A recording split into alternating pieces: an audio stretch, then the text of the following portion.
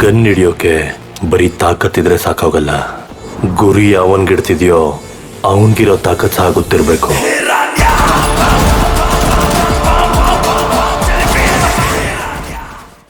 Okay. And ಇನ್ನ ರಾಜವರ್ಧನ್ ಅವ್ರದ್ದು ಒಂಥರ ಬಾಸ್ ಜೊತೆಗೆ ಒಳ್ಳೆ ಕನೆಕ್ಷನ್ ಇತ್ತು ಆಕ್ಚುಲಿ. ಸೊ ಸೆಟ್ ಅಲ್ಲಿ ಇರ್ಬೇಕಾದ್ರೆ ನೀವೇನಾದ್ರು ನಾವು ಮಾತಾಡಿರ್ತಾ ಇದ್ರ ಬಾಸ್ ಬಗ್ಗೆ ಹೇಗೆ ಅಂತ ಅಂದ್ಬಿಟ್ಟು ಹೇಳಿ ವಿಚಾರಗಳನ್ನ, ಶೂಟಿಂಗ್ ಸೆಟ್ ಅಲ್ಲಿ, ಶೂಟಿಂಗ್ ಫಿಲ್ಮ್ ಬಗ್ಗೆ? ಇಲ್ಲ, ನನಗೆ ಅವಾಗ ರಾಜವರ್ಧನ್ ಸರ್ ಅವ್ರ ಜೊತೆ ಅಷ್ಟು ಕ್ಲೋಸ್ ಇದಾರೆ ಅಂತ ನಂಗೆ ಗೊತ್ತಿರಲಿಲ್ಲ. ಓಕೆ. ಅದ್ರ ಬಗ್ಗೆ ಏನ್ ಮಾತಾಡಿಲ್ಲ. ನನಗೆ ಒಂದ್ ಕನ್ಸು, ನಾನು ಈ ಇಂಡಸ್ಟ್ರಿಲಿ ಎಷ್ಟು ದಿನ ಇರ್ತೀನೋ ಬಿಡ್ತೀನೋ ಗೊತ್ತಿಲ್ಲ, 4 ಜನ ಹೀರೋ ಜೊತೆ ಮಾಡ್ಬೇಕಂತ. ಅಪ್ಪು ಸರ್ ಒಂದಿತ್ತು, ಬಟ್ ನಮ್ ಹಣೆ ಬರ ಸರಿ ಇಲ್ಲ. ಸೊ ಅಪ್ಪು ಸರ್ ಏನಾಯ್ತು ಅಂದ್ರೆ ಕನ್ನಡದ ಕೋಟ್ಯಾಧಿಪತಿ ಶೋ ಮಾಡ್ತಾ ಇದ್ರು.